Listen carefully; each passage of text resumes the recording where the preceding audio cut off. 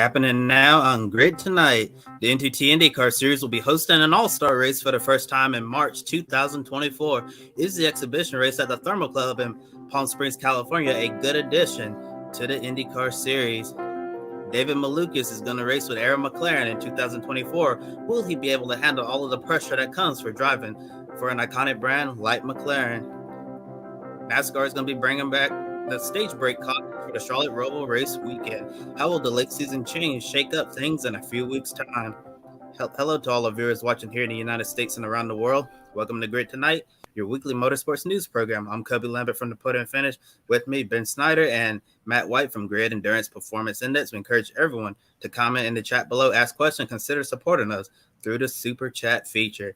Now, Ben, take it away with our top story this evening. Thank you, Kobe. As you mentioned at the start of the show, in March 2024, the NTT IndyCar Series will host its first ever all-star race at the Thermal Club in Palm Springs, California. The event is being dubbed as the $1 Million Challenge that will air on NBC Sunday, March 24th. However, the weekend will start with an open test and qualifications on Friday, March 22nd and Saturday the 23rd. With this being an exhibition event, there won't be any championship points on the line, just a race for $1 million. Kicking off this all-star event, a draw party will include members of the Thermal Club with each team and driver. The race format includes a qualifying session and 2 heat races, with the top 6 advancing from the heats into the all-star race. The top 5 finishing teams will split their earnings with members of the Thermal Club, which includes the $1 million prize awarded to the winner. There will also be a charitable component to this event, announced at a later date. Photo taken by Chris Jones from Penske Entertainment. Kobe, did you ever think we'd see an IndyCar all-star race, and what are your thoughts on the venue that they've chosen here? No, I never thought in a million years that we'd ever see an IndyCar all-star race, but here we are coming up in 2024. IndyCar is going to have this $1 million challenge on Big NBC. Yeah, it is a kind of a shocker. I know they announced this on the morning of Championship Sunday before the race at Laguna Seca when they crowned Alex Palou as the champion for this year. So it was quite a surprise that they decided to announce this now. And I guess when they were doing the preseason testing at the Thermal Club, I remember when they first announced that they were doing this preseason test at this track they'd never been to before, there had to be like a method to the madness. And I guess they already found that and thought it was a great place to host an all-star race. I don't know how this race is going to go. It's an interesting format that they've chosen. And I'm sure they may consider tweaking it over the next several months or so before we get to March 2024. But I was a little surprised by the venue they chose. If you're thinking of an all-star race, I thought they might want to consider putting it on an oval track or something like that. I think that would be a really great type of track for an all-star race. But the Thermal Club, and they're also announced that they're going to be sending out limited tickets for IndyCar fans to go to. I know a lot of the Thermal Club members are going to be there, so it seems like it's an exclusive club, and it seems like it's an event that's really going to prevent a lot of IndyCar fans from going to that, as they're trying to make this like a must-see TV type of event. So yeah, it was really caught off guard by this IndyCar All-Star race that we're going to see next year. Yes, same. It is going to be, by the sound of things, as you say, Kobe, a made-for-TV event. So let's hope, dear goodness, that there isn't any other motorsport put up against it, because you know what will happen. It'll be up against the NASCAR race of that weekend. There's not going to be IMSA. That schedule is already out. So we know that it's not up against any other sort of NBC-properted event like IMSA. Of course, NASCAR will be on Fox at that point in the year, but I don't understand this. I don't understand where this has come from. We're going to talk about the schedules to come shortly in the next part of the segment, and I'll get to that in a second. But I don't really understand why this is necessary, apart from cashola. We don't. Maybe it's my Europeanness on this, because obviously, as you guys very well much know, all the stick and ball sports have an all-star game of some sort, and obviously NASCAR has had the all-star race for a long time. But that's never made sense to me, especially when it's been at Charlotte for all these years, a track that they would then go back to the next week with the same bunch of people and race again. Well, my thoughts will move on when we get to the scheduled chat in a minute, but strange that they've made this decision. It's a strange place for it, and I don't really think it's necessary. I don't think it's necessary either. I think the venue is certainly a surprise, but we'll see. I guess I will refrain complete and total judgment until we actually see the finished product. I always try to do that whenever something new is introduced.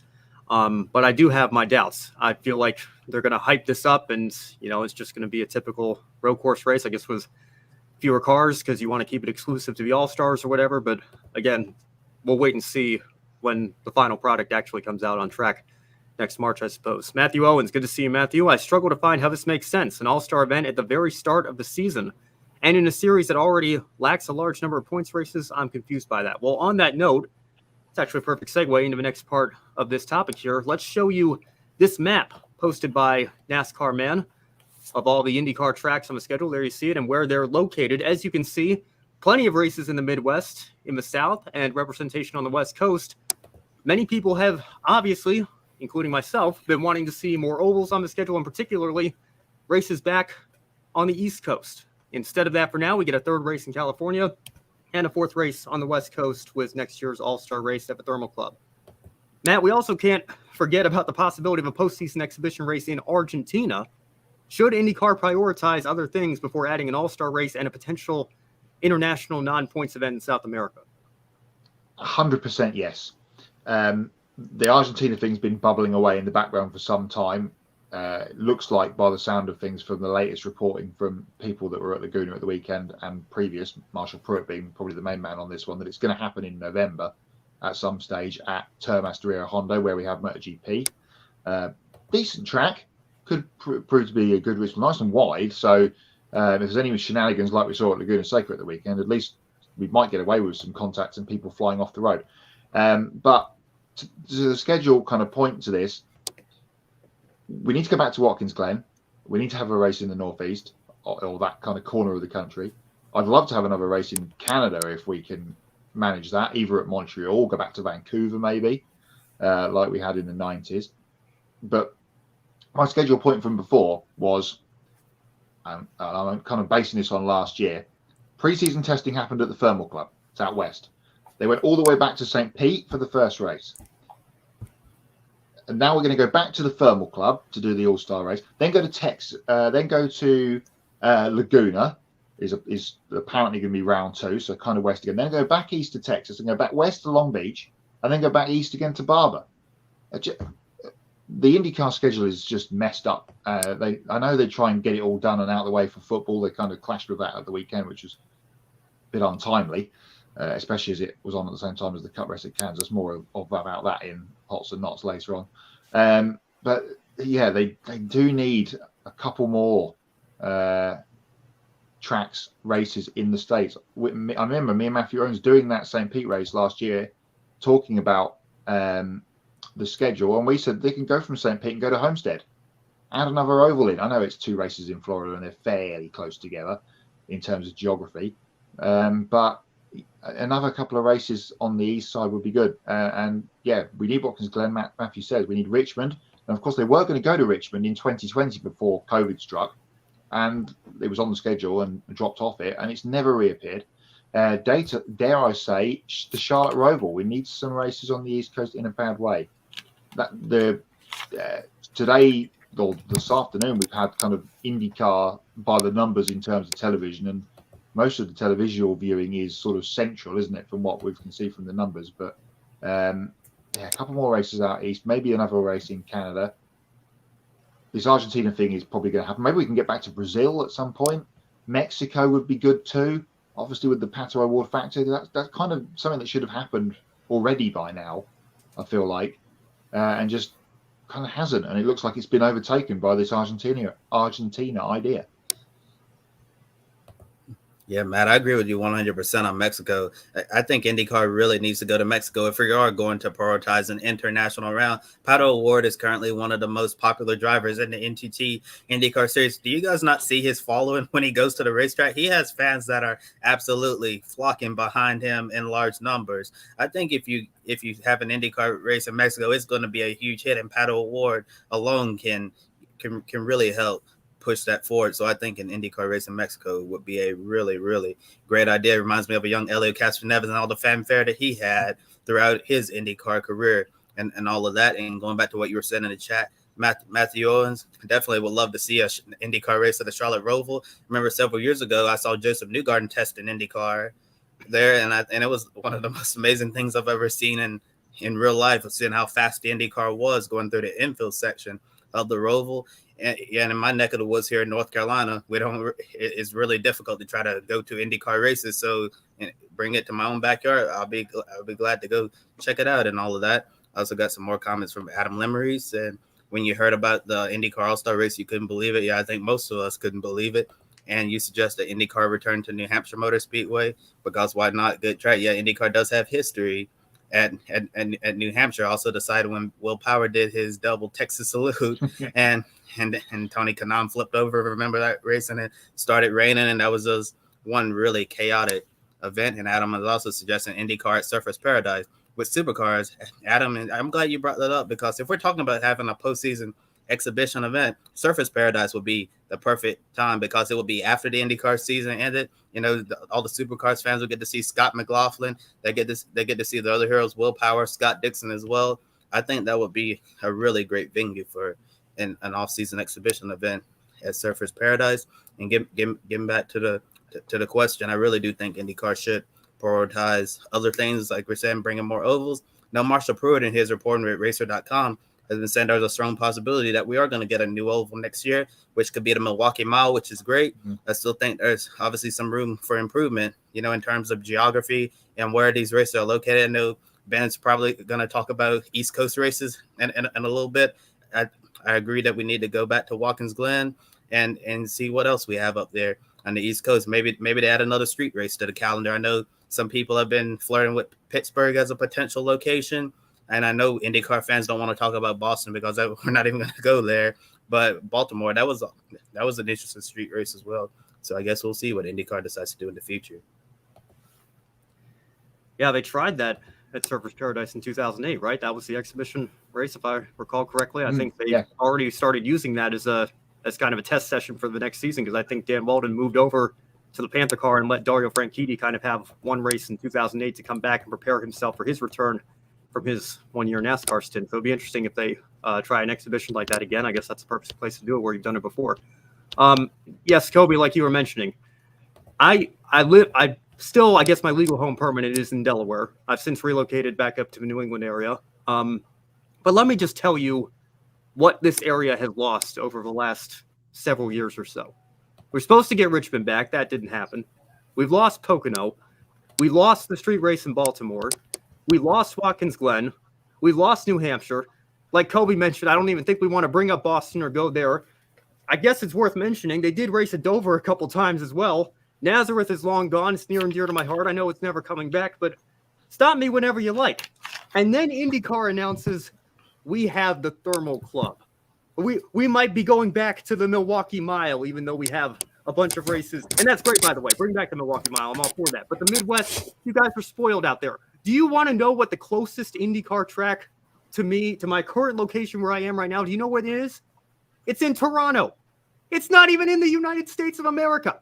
So there are so many good tracks in the Northeast, so many good tracks in the Mid-Atlantic that we could be going to for this series, and not just all those road courses like Watkins Glen as well. I don't understand. Why don't we try to prioritize that a little bit more? Get this market back onto the schedule in some capacity. I don't care if I have to drive 4 hours. I've never been to an IndyCar race. It's on my bucket list. I'd love to go. I'd love to make it to the 500 someday. But it would have been a lot easier. You know, back in the day when you had the street race in Baltimore, I wouldn't have minded making the 4.5 hour drive to Richmond, whatever it was. Was thrilled to see that added back to the schedule. And then the pandemic happened. And I feel like we're mostly out of the lockdowns and restrictions at the very least. We're certainly out of those in this pandemic era. I think we could certainly justify bringing Richmond back at this point. Why haven't we gone to the negotiating table to try to make that happen? There are so many good tracks, so many good candidates, and yet here we are talking about the Thermal Club and maybe making the teams. I mean, and talk about the cost for the teams as well. It costs a lot more money to ship everything to get to an international track than it does to a country to a track here in your home country of the United States. I don't know. I know I'm beating a dead horse. I know people have been talking about this for years, but I mean, that map that NASCAR man put together, it doesn't lie. This region is totally underappreciated. There you go. Thank you, Kobe. You know, look at that. There's not a green state in sight on the entire New England area, the Mid-Atlantic region, and even Kobe, like you were saying, your neck of the woods. I don't know if the Nashville street circuit's the closest to you, or if it's Barber or whatever. but you don't exactly have an IndyCar track down the street from where you are either. So I think there's a lot of work to be done. There's a lot of people that live on the East Coast, a lot of IndyCar fans that live on the East Coast. Let's try to get them a race again. And then once we get the schedule sorted a little bit more and have some fair representation of these tracks all throughout the country, okay, let's talk about maybe going to Argentina, showing those fans some love for an exhibition race, or going back to Surfers Paradise or whatever. But as of right now, I think we prioritize the Mid-Atlantic and the Northeast. Matthew Owens, I was so saddened to not see Richmond put back on the schedule after 20. I had full plans to go there for my first IndyCar race. There you go. And I'm sure you're not alone. One track we haven't mentioned, I know it's not in the kind of area of the country that you're just talking about, as a very prestigious racetrack that I don't think has ever hosted an IndyCar race or kart or IRL. Well, Road Atlanta. Be cool to see the IndyCars there. They've never gone there. I know it's, again, not in that scope of where you were talking about in the country, but purpose-built racetrack. Nothing wrong with it. It holds one massive race every year with the Petit Le Mans, which is coming up. It's kind of its biggest event. It doesn't have Trans Am go there. It obviously has Moto America, but that would be a great place. I know, again, a new fresh place for them to go. We talked about it a few years ago. I know it's a bit changed now, but the NASCAR schedule was so stagnant and so the same all the time. I don't want IndyCar to fall into that. I know they do chop and change tracks in and out, but I don't want IndyCar to fall into that same pattern. For all the flaws that NASCAR has had over the last several years, and anybody that's watched me on these programs knows that I believe they have a lot of flaws, but the schedule is not one of them. I think it's the coolest thing ever that we this season could talk about Kimi Räikkönen being in a NASCAR Cup Series car 1 week, or I guess 2 weeks later, Jonathan Davenport on Bristol Dirt next. I love the variety. I love that NASCAR is not afraid, even though I don't think everything has worked 100%. I love it. They're at least not afraid to try new things and put themselves out there and take some risks. That's the opposite of what IndyCar's done. The lone change to the schedule this year was, I guess, the location of the Detroit street race. That's unacceptable. Yeah. When you have fans talking about all these great tracks that we're not going to, there's not a single, there's again, I know the Detroit layout was a change, but I'm talking about markets here. Get us an IndyCar race in the Northeast or in the Mid-Atlantic region as soon as possible. That should be the top scheduling priority. I know I'm biased because this is where I live, but there are a lot of fans out here, including myself, that want to see that happen, want more accessibility to go to an IndyCar race. Let's find a way to do that. Would you be fine if it was a street race event? I know a lot of people have been saying that we're kind of oversaturating with all the street races that we're having out there. Yeah, like I was saying, Marshall Perez reported before that Pittsburgh could potentially be an option. And I know that would be really big for Chip Ganassi, since Pittsburgh is his hometown. Yeah, well, and even I mean, I guess again, Pennsylvania fans would be happy about that. But Pennsylvania is a really wide state. Like even that, like almost have to get out to Mid Ohio to get to, Pittsburgh. I feel like, I don't know, Broad Street in Philadelphia. I mean, maybe I'm just having a super biased Homer pipe dream here, but I think Chesapeake Diecast on Twitter was saying, maybe we should contact the president and see if we can get a street race in Wilmington, Delaware, or something like that. That would be a sight to see, I'm sure. But or how about we DC? Won't beat this horse too much here. Sorry, go ahead, Kobe. As it would be nice to see a street race on the National Mall in DC. That would be really fun. Yeah, bring the track to the people. That would certainly be a way to do that. We'll move on, though, at this point, and we'll stick in the IndyCar series. We've got two additional stories to tell you about. The first one being news from late last week that Arrow McLaren signed David Malukas as expected. Malukas departs Dale Coyne Racing with HMD Motorsports after showing plenty of potential to become a top driver. He'll drive a number 6 Chevrolet that was originally meant to be for Alex Palou, with sponsorship from NTT Data on Semi and Smart Shop. Becoming teammates with Pato O'Ward and Alexander Rossi, Malukas is excited to race in Papaya colors next season and feels like this is a huge step up in his career. Racing director Gavin Ward praised Malukas, calling him one of the strongest oval racers who continues to improve on road and street courses. Photo on your screen, courtesy of Arrow McLaren. Kobe, do you see Malukas getting his first IndyCar win in 2024? This may surprise some people when I'm saying this, but I do think that David Malukas has a good opportunity to get his first IndyCar win next year. And the one race circuit on my calendar has to be Gateway, considering how well he's run there. And in the last couple of years. And I think once he gets in a car like Aaron McLaren, if they're able to make some improvements from this season, I think in Malukas' record at this racetrack, I really think that this could be the perfect storm for him to get up there and get that first IndyCar win. But who knows, it might happen earlier in the year. Pato O'Ward, Alexander Rossi, both of those drivers went winless as well in 2023. So they're going to be hungry to get a win in 2024. I do think we'll see Pato get a win as well. Rossi is yet to be seen. I know he certainly had some good drives throughout the season, but unfortunately, he just wasn't able to put together a full race to get up there. But yeah, David Malukas, I feel like that this is going to be massive for his career. The next step to him potentially becoming a superstar in the NTT IndyCar Series. I know his popularity is really growing. A lot of people feel like he has potential to really do some amazing things in this series. And I think going up to McLaren, obviously, as I said in the intro, it's going to be a lot of pressure on him. There's going to be a test to see if he can handle this with the spotlight, with the greater spotlight on him. With Del Coyne Racing, the team that he's been with, you don't really have that many expectations. So if you overachieve, that's a really great day. But if you have a bad day in an Aaron McLaren car, and if you have multiple bad days, then that pressure is just going to add up, and then you might end up like Felix Rosenqvist driving for your job every single season. Took the words out of my mouth, Kobe. I was going to say exactly the same thing. Gateway would probably be already permanently marker circled on David Malukas' calendar, even though we don't have a schedule yet for next season.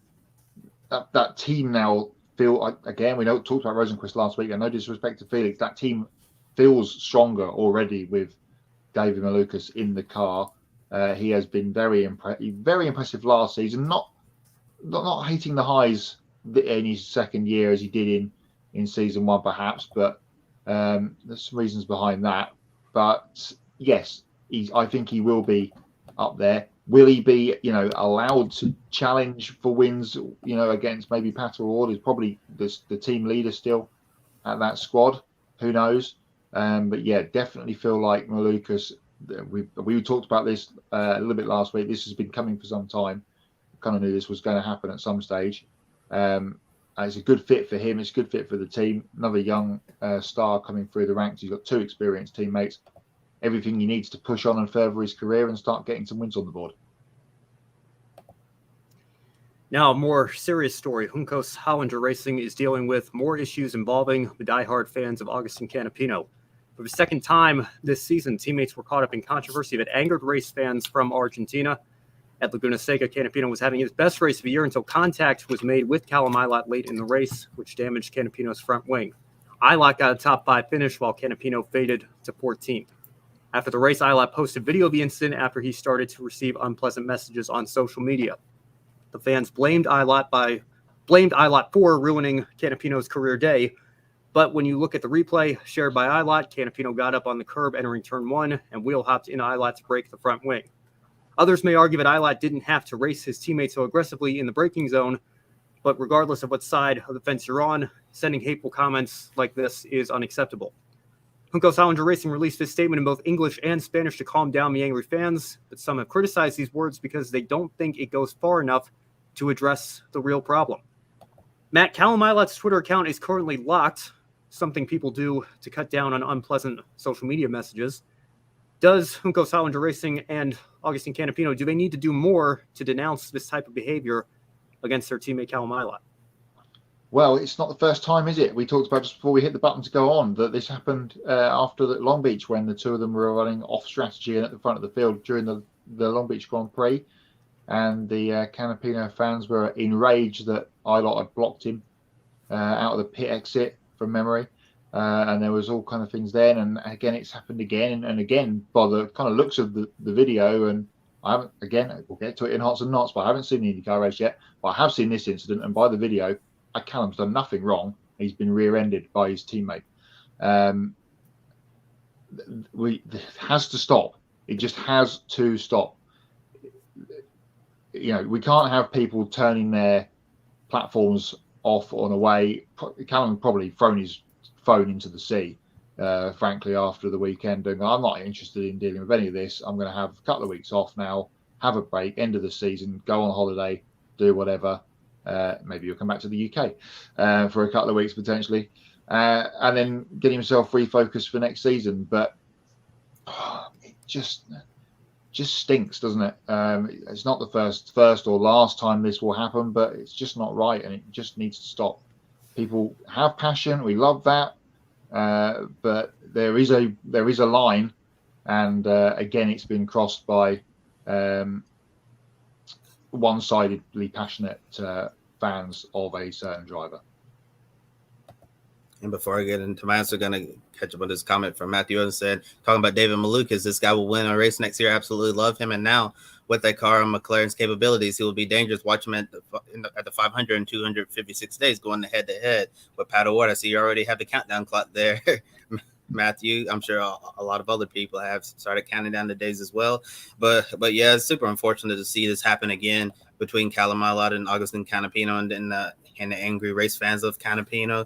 Like you said, man, it happened at Long Beach. Canapino was off strategy leading in front of the field in Juntos Hollinger race and made the mistake to send Ilott out of the pits right ahead of Canapino. And then, Canapino got in trouble there and ended up falling behind in the field. But the thing is, I remember talking about that incident on this show several months ago. And what I said at the time was that Canapino didn't even have the pace to keep up with the leaders anyway, so he was going to fall back one way or another. So I don't really think you can entirely blame that one incident on Callum Ilott. And like you were saying, Matt, looking at the replay of this incident as well, I don't know if I blame anything on Callum Ilott either in this situation, because it was late in the race.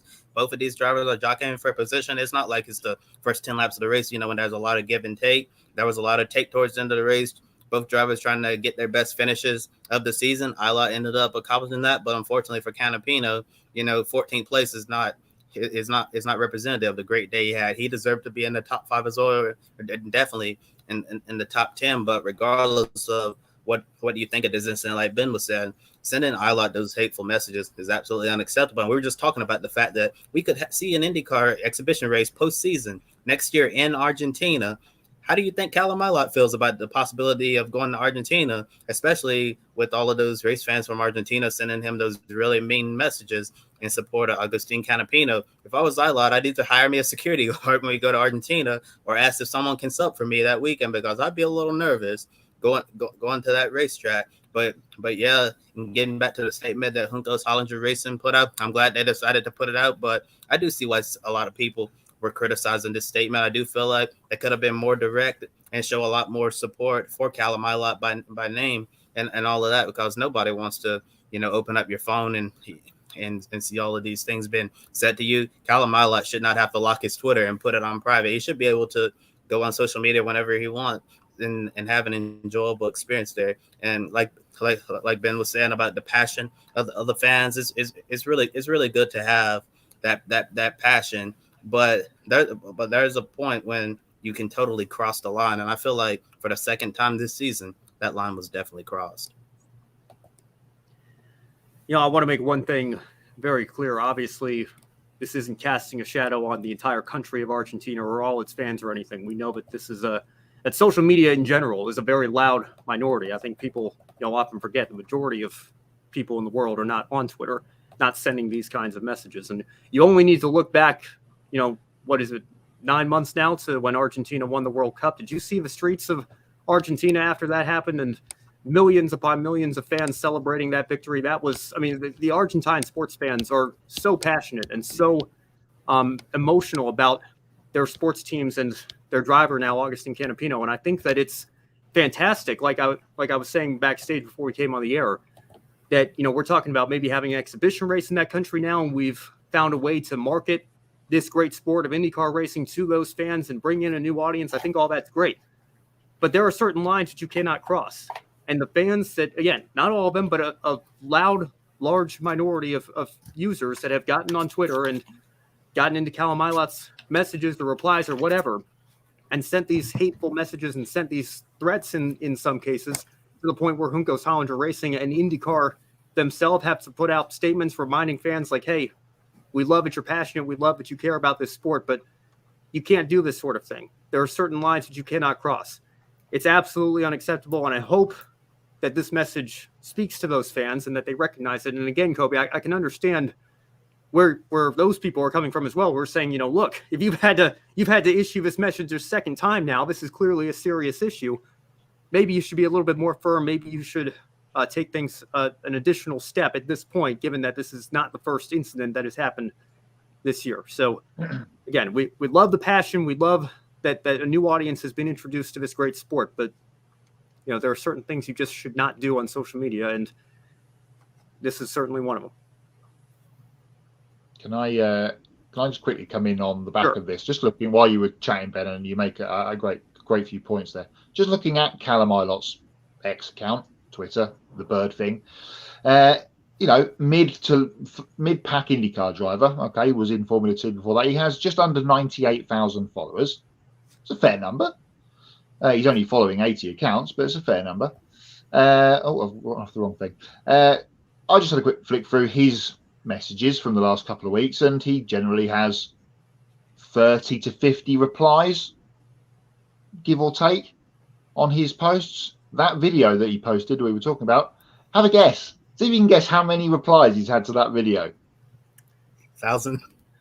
Not Tell quite. me 841. And to his own reply of that video saying that he was the car on the outside, he's had 91. I don't need to look at the replies to know what they say. How many likes does it have? Because that's the ratio is always the interesting thing. But 4,589, and it has 834,000 views. Well, again, I mean, those numbers tell me that the majority of people who hit the like button would presumably be doing that to accept his apology. But again, it's a loud minority of people that just, again, it's awful. There's no defense for it, and there's no place for it in this sport. I don't care who you are. No, totally agree. We move on now. A hot topic in the world of NASCAR. They've announced they're bringing back stage break cautions for the playoff race at the Charlotte Motor Speedway Roval. Before the season, it was announced that stage cautions would disappear from non-standalone road course events. NASCAR made this change after receiving feedback from teams and drivers about stage break cautions taking away strategy on road courses. NASCAR Senior Vice President of Competition Elton Sawyer talked about the return of stage break cautions, saying they want to officiate all 10 playoff races consistently, with all of them having stage break cautions. In the last two road course races at Indianapolis and Watkins Glen, there was only a single caution that slowed the race all day long.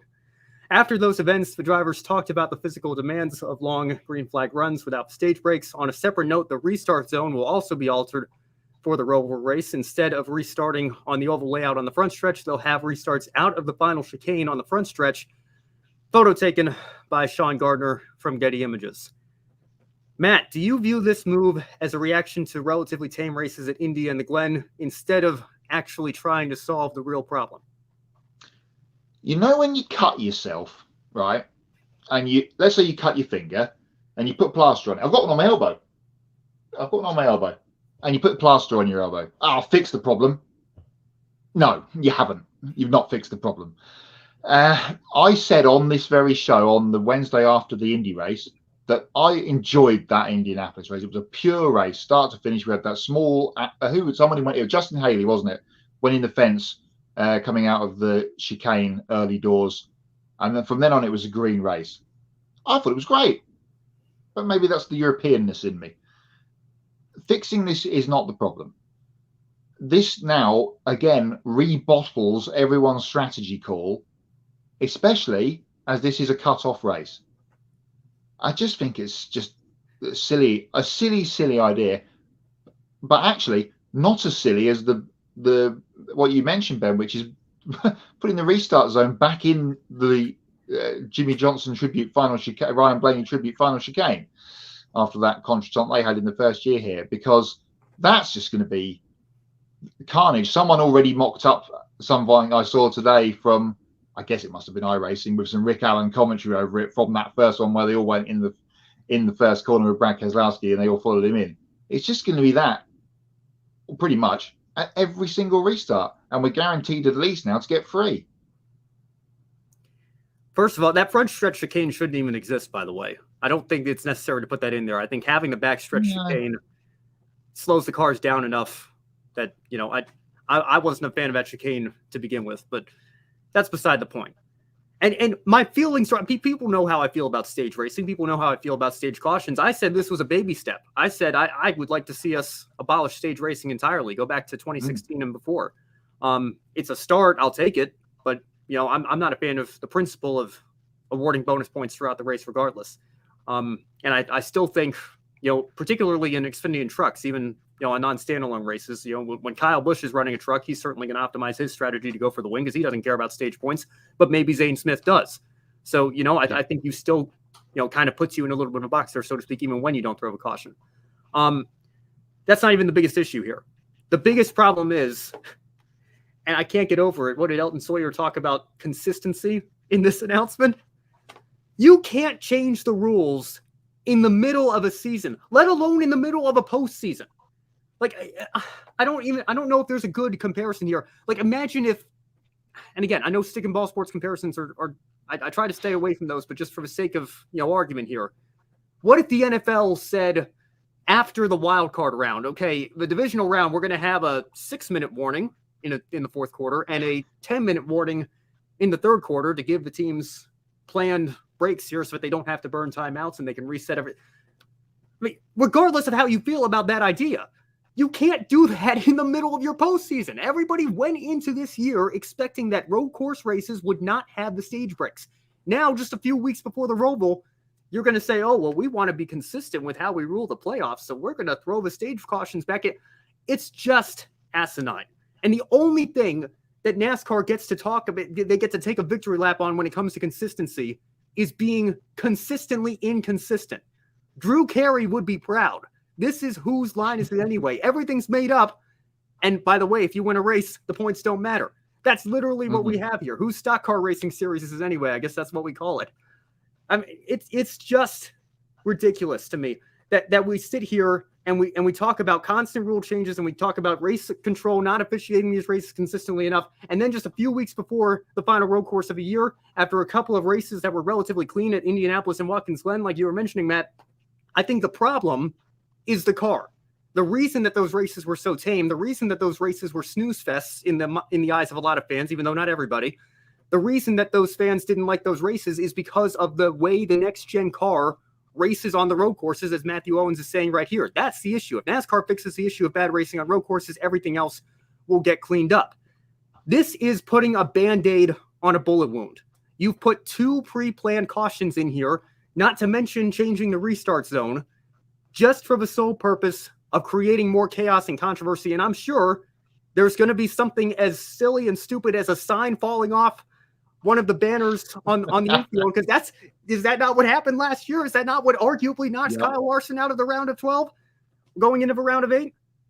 And it's going to bunch the field up, and we're going to see something stupid on a late race restart like we did in 2018 when Brad Keselowski went and led the entire field into the turn 1 Tums heartburn turn or whatever they called it back then. Yeah. It's ridiculous. To your point about stick and ball sports, can you imagine watching the NFL playoffs? I don't know. Joe Buck comes out of a break, and don't forget, now we're into the fourth quarter. Touchdowns are only worth 4 points. What? Yeah. I mean, it sounds silly. It sounds ridiculous. But if they were going to make this, I know. Go ahead, Matt. Yeah, I know we haven't had a road course race in the playoffs yet, and that's obviously 4 weeks away. But if they were going to make this change, they should have done it before Darlington. Yes. They're 2 weeks late on making this change because the playoffs are, the all-encompassing thing. I know we've only got that one race, and I heard some talk that talk about bringing Watkins Glen into the playoffs next year potentially. So, or in the change of road, or take the Roval out and put the Glen in. I don't know. To Adam's point, I think with the racing we've seen with the next gen car. Again, I'm of the philosophy that no track should have 2 dates. So I think we're the only racing series in the world, aside from IndyCar, I guess, now doing the IMS road course multiple times. But again, we talked to the IndyCar schedule. Enough in the previous segment. If you're going to tell me, I would not be heartbroken if we took. And by the way, I think the Roval was always supposed to be a temporary solution. People loved they loved Sonoma, they loved Watkins Glen. They said we want more road courses, but we have the contracts in for the tracks for a few more years. The best we can do is take this Charlotte date and convert it to the infield road course and kind of give you a third road course race here. And it's gotten some positive reactions, gotten some negative reaction as well. But especially now, if the next gen car is not racing very well on road courses, I would have no problem going back to the oval at Charlotte. I know what you're saying about the car not working, but there was talk about this Joe Buck reference. I know you like that one, Matthew. There was talk about this car, being more like a GT car when it was first introduced last season than whatnot else. Well, maybe that's the problem. They've made the car too good, and maybe the last gen car, which wobbled about from here, there, and everywhere, and had terrible gear ratios and whatever else, and no grip. Maybe that suited what we have in, and maybe the car isn't actually it is the problem, but isn't the problem, if that makes sense. If you get what I'm saying, the car's too good, and we need to go back to something from about 2005. Yeah, totally agree. I think that the problem is not the fact that there were no cautions. The problem is the fact that the next gen car does not race well when it turns left and right. And that's something that we've known for a long time, something fans have talked about for a long time. That's where your focus should be, improving the road course package, not bringing back planned cautions and killing strategy for your playoff road course race here. And then to try to argue that you're doing this in the name of consistency. You lose all credibility when you say that. This is so consistently inconsistent. It just drives me insane. But we could keep going on this. Matt, I know you have the grid EPI update, as you always do. So take it away before I cause myself any further trouble than I already have. Yes, let's move on to some other bits and pieces from the weekend, and we'll start with the EPI update, which was a busy one, and we've got some points to share with you after a big update that was done for us this week. We'll start with the results from the weekend, and the British GT Championship was in action with their penultimate round at Brands Hatch, won by BMW, Darren Leung and Dan Harper getting the victory. Harper breaking the GT3 lap record on the way to the win there. So congratulations to the Century BMW team. Puts them in position to fight with the 2Cs Motorsport pair of James Costigan and Johnny Adam at Donington Park next month in the season finale. Cannot wait for that one. There was a lot of stuff on in Germany at the weekend. That was the sports car hub this weekend. 2 races at the Nürburgring on the big track. NLS 7 and NLS 8, 6 hours, both of them over the weekend, one Saturday, one Sunday. And both of them won by the same team. Christian Krognes and Paul Kubik-Yamaziak getting the victories in both. So that puts them in to a very good position in the championship. One more race to go on the big Nürburgring for the season. At the Saxon Ring, known really for motorbike racing, but it had DTM and the GT Masters Championship there at the weekend.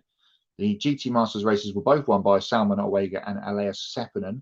And in the DTM, Lucas Stoltz got the victory in the first race and trailed Mirko Bortolotti home in race 2. So a pretty decent weekend for Lucas Stoltz. He is the top starter in the grid EPI, started 35 races now on the season. Pretty busy year he's had. And the big one was at Fuji, where the WEC was back in action after their summer break from Monza, and it was won by Toyota, Mike Conway, Kamui Kobayashi, and Jose Maria Lopez, leading home a Toyota 1-2. Robert Kubica, Rui Andrade, and Louis Delatraz winning in LMP2, and Thomas Flor, Castellacci, and Davide Rigon winning in GT AM. So there's your updated points, and it's still the trio, although they're on different point scores, of Brendan Hartley, Rio Hirakawa, and Sebastian Bremy at the top. Hartley with a slightly better score because of his second place finish that he picked up at the Rolex 24 at the beginning of the season. He has an extra star, and that's why he's on a slightly different score to his other Toyota teammates. But as you can see, Kobayashi and Conway 5th and 6th, they've moved themselves into position with one more WEC race to go. It's an 8-hour race at Bahrain in November. Watch out this weekend because IMSA is back, and it's at Indianapolis. We were talking about Indy before. They're at Indianapolis for the first time this weekend, and Antonio Garcia and Jordan Taylor there in 7th and 8th position. They're a whole point behind, but if they can grab a victory, that'll put themselves into grid EPI winners circle for the season. It could be those guys that snatch it away from all of those potential Toyota drivers come the end of the season. We'll keep abreast of that. There is the top 50 as it stands right now, and along with the IMSA race at Indianapolis, the Battle of the Bricks on Sunday. The next round of Super GT is at Sugo. We have the next round of the GT World Challenge Europe Sprint Cup at Valencia. And it's the Barcelona 24 hours as well coming up this weekend. So a full update on the results from them and the score update. We'll see what happens to Garcia and Taylor. Keep an eye on the Corvette pairing this weekend to see if they can put themselves into a position in the EPI. More on that next week, but now it's time for Kobe with his news headlines update. Thanks, Matt. Now time for more motorsports news from around the world. 2023 CIKFA karting European champion Alexander Bondarev is joining the Williams Racing Driver Academy. The 14-year-old became the first Ukrainian-born driver in the history of karting to win the championship. Bondarev, who also goes by Sasha, started racing in karting in 2014 at age 5. By age 7, he became the youngest Ukrainian karting champion and the winner of the Rotox Max Challenge Ukraine. Bondarev said he's dreamed of F1 since he started racing, acknowledging that he still has a long way to go, but understands that getting involved in a young driver program like this affiliated with an F1 team is very important for his racing future and F1 ambitions. Photo courtesy of Williams Racing. Yesterday, NASCAR reinstated Noah Gragson several weeks after being suspended indefinitely in early August for violating the rulebook due to an incident on social media. A NASCAR spokesperson said Gragson completed diversity and inclusion training with partners at Rise, who recommended his reinstatement. Gragson competed in 21 Cup Series races this year with Legacy Motor Club before parting ways with the team at this current time. Gregson's 2024 plans are unknown, but he did release the following statement, saying that he wanted to express my sincere gratitude to NASCAR for reinstating me over the past several weeks. I've dedicated myself to personal growth and reflection, and I believe I have become a better person because of it. I couldn't have done it without the support of my family in the NASCAR industry. I am now more focused and committed than ever to representing my future team in the best way possible. I'm eager to get back behind the wheel and compete at the highest level, giving it my all on and off the track. Thank you to everyone who has been a part of this journey, and I can't wait to make the most of this second gen. Statement right there from Noah Gragson. And in the final 2 weeks of September, NASCAR driver Ryan Vargas is going to get the opportunity of a lifetime to go abroad on September 23rd to 24th. Vargas will make his NASCAR Wheeling Euro Series debut in Germany at Motorsport Arena Ostersleben. I'm sorry if I butchered that name. He'll drive the number 30 Chevrolet Camaro, sponsored by Critical Path Security, in a joint effort between 3F Racing and Team FJ in the Euro NASCAR Pro Division. After the race weekend in Germany ends, Vargas will get on a plane and fly back to compete in the NASCAR Craftsman Truck Series race at Talladega Super Speedway the following weekend in the number 30 On Points Motorsports Toyota Tundra, graphic courtesy of 3F Racing. After signing Cameron Hill to a contract extension, Matt Stone Racing signed Nick Percat to replace their Airbus-bound Jack LeBrock. Percat lost his seat at Walkinshaw Andretti United next year to Super 2 competitor Ryan Wood. Now he finds a home at Matt Stone Racing to reset his career between 2018 and 2021. Percat finished top 10 in points for 4 straight years.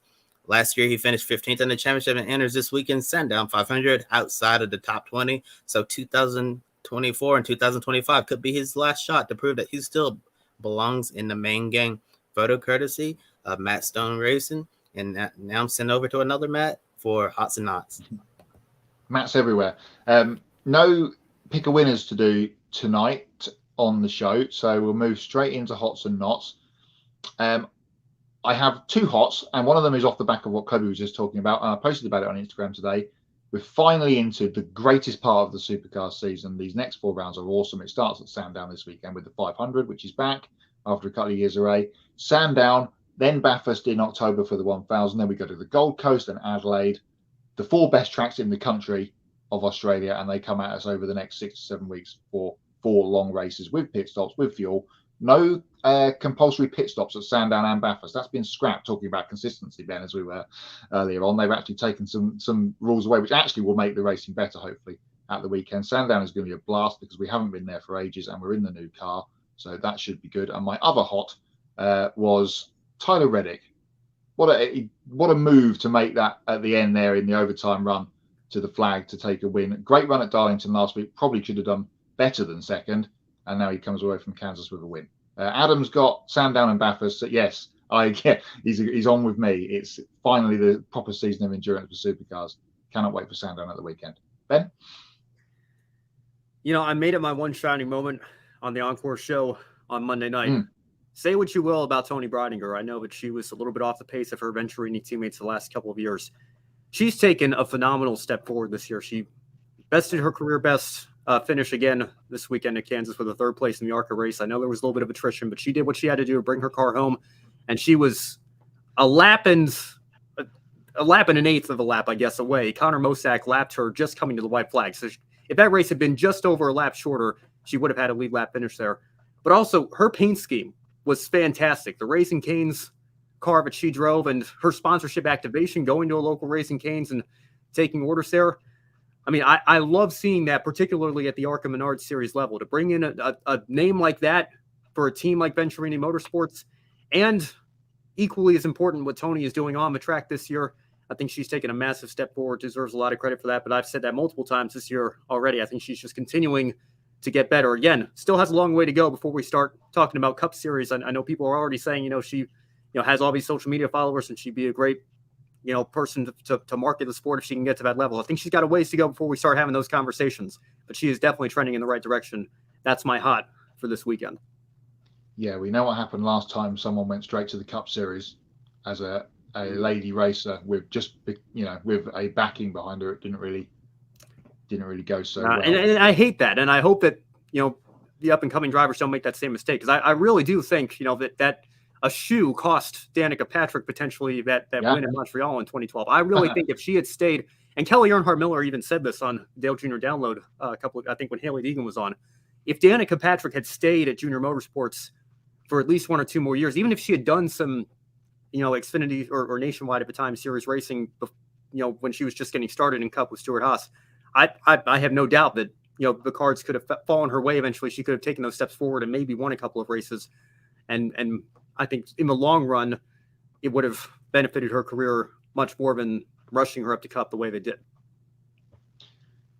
Yeah, absolutely right. I was struggling for a knot until mid-morning this morning, and then a tweet came through the system, or an X or post or whatever we're calling them nowadays, and I was like, yes, that'll do for a knot. So when you go to a gig or an event, an outdoor event particularly, or a soccer game or an NFL game, there's certain items you can't take inside to the stadium or whatever it is. It's the Indian Grand Prix for MotoGP coming up in a couple of weeks at the old F1 circuit at the Bud International, 22nd to the 24th of September. I've got this on my phone so I can read the list off to you. They put out sort of a terms and conditions thing today about what you can and can't take into the track. I'm very curious to see where this is going. Well, there's irregular things like power banks, which is a bit of an odd one. Selfie sticks. I get that. Food and drink. Yeah, you have to buy the stuff that's on site at jacked up prices. We all know how that one works. Umbrellas. We went to a concert not so long ago, and all the people that walked in with their golfing umbrellas were told they have to leave them behind. How many of them got them back afterwards, I'm not entirely sure. There's some other things on here like bottles. Backpacks is a strange one. Coins. Binoculars. But the worst one of all, for a MotoGP event, you're not allowed to take into the circuit your helmet. I know road safety in India is not what it is in the rest of the world. And there is a lot of bikes in India, and a lot of the people don't wear helmets. But if you're going to your MotoGP event, make sure you lock it in your box on the back of the bike that you probably don't have. I just saw it and thought that was funny. That's beautiful irony right there. Helmet Marco. I mean, come on, man. Like this is not a first time offender either. But let me pull up the quote here, make sure I get it completely right. He made some comments about Checo Perez about a month and a half ago, I think, at the end of July, saying, Checo's waking up from his world championship dream here, and now he can commit to the second half of the season or whatever. And I'm like, look, man, even if that's true, even if Max Verstappen is clearly the number one, objectively, not just the better driver at Red Bull, arguably the best talent in Formula One right now, and you tailor the car to his driving style, and Checo is just there to be the second driver, bring the car home in second place if he can, and make sure you win the Constructors. Even if that's true, and it is a dream for Sergio Perez to be a Formula One world champion, you are in a position where that does not need to be said out loud, particularly when he's in the middle of a slump. That rubbed me the wrong way. But these comments are even worse that just came out within the last few days here. Let's remember that he is South American. And so he is not as focused as Max Verstappen or Sebastian Vettel was. And I mean, let's just, the blatant racism and xenophobia aside that people have rightly and justifiably called out. Do you know what country Checo Perez is from? It's from Mexico. What continent is Mexico on? That well-known South American country. I'll give you a hint. It's not South America. There are neighbors to the south in the United States, but that country is still on the North American continent. He didn't even get the continent right. So, in this "we races one" era, for Helmut Marko to come out and say what he said a month and a half ago, and then to double down on these comments, it's unacceptable. We can laugh about the stupidity of not even knowing what continent Mexico's on, but that aside, the comments are just completely unjustifiable. I'm glad to see that there's been a backlash against it, and I hope Marco's serious when he says when I talk about Checo from now on, I'm only going to talk about him strictly in business terms as driver. But this is the same guy that in the early days of the pandemic said that we should get the Red Bull drivers into a Corona camp so that they can develop natural immunity. This was like way back in the early days, like March and April of 2020, before we knew everything that we know now about the virus, and when it was obviously brand new and the most serious and infectious and strains and everything. That's when he made those comments. The man just never ceases to amaze me with the stuff that comes out of his mouth. And it continues to get worse and worse. And we saw it once again with these comments about the South American Red Bull driver, Checo Perez. It just drives me crazy. Matthew Owen says, Kansas hot. Currently the best 1.5 mile track on the schedule, ? Probably yes. Intermediate racing with the next gen is so good. Just in time for an influx of short track and road course racing, and if you want to include on that list, Texas Motor Speedway. Yay. Roll on Vegas. Well, I'll tell you, man, the IndyCar race this year I think was pretty good. Based on the NASCAR race last year, I'm holding my breath that it's, if we can just get a boring, straightforward race with not a lot of action, I think based on Texas's reputation at this point, that'll be a massive victory. But to have a round in the playoffs where you go Texas and Talladega and the Charlotte ROVAL all mixed up into one, that's certainly a choice. You want to talk about scheduling, right? Those 3 tracks together in the same round, absolutely fantastic stuff. Fantastic stuff. Yeah, I think that pretty much sums it up, I guess. More hots and knots on the show next week, when we'll have, I guess, fallout from Bristol and from Singapore to talk about. There you go. Well, we're coming up here on a full hour show. Thank you all for tuning in this evening. Matt, if you have nothing else, I guess I will take it away with the closing and give you a look at our upcoming schedule here. On Saturday, Grid Live pre-race will be on the air at noon Eastern. Sunday, we'll have Grid Live wrap-up 90 minutes after the IMSA battle on the bricks at the Indianapolis Motor Speedway. And then my show, Monday, Grid Live Encore, full recap of ARCA, Trucks, and Xfinity at Bristol. Matthew Owen's complete agreement. I think there are a lot of races that didn't need to be 500 miles that have been shortened to 400 over the years. Pocono comes to mind. Dover comes to mind if you want to go way back when. But Texas, certainly thankful that it's only 400 miles this year. I don't think we need any more than that at this point in Matt Track's history. Thank you all again so much for watching. Please subscribe to our YouTube channel. Thank you for helping us get up to 730 subscribers. We continue to climb on our goal to 800 and then 900 and then ultimately 1,000 and beyond. Hit the bell icon so that you're notified every time we host a new show or upload a new video. And, of course, follow us on all our social media platforms. X, that's Twitter, Facebook, Instagram, TikTok. We're streaming on Twitch and LinkedIn as well. We're on Threads. And, of course, you already know, right here on YouTube. Hit the subscribe button. Help us on our journey to 1,000. And visit gridranking.com. If you really liked what you saw tonight, you can take 5 minutes after the show to invest in the Grid Network through Patreon.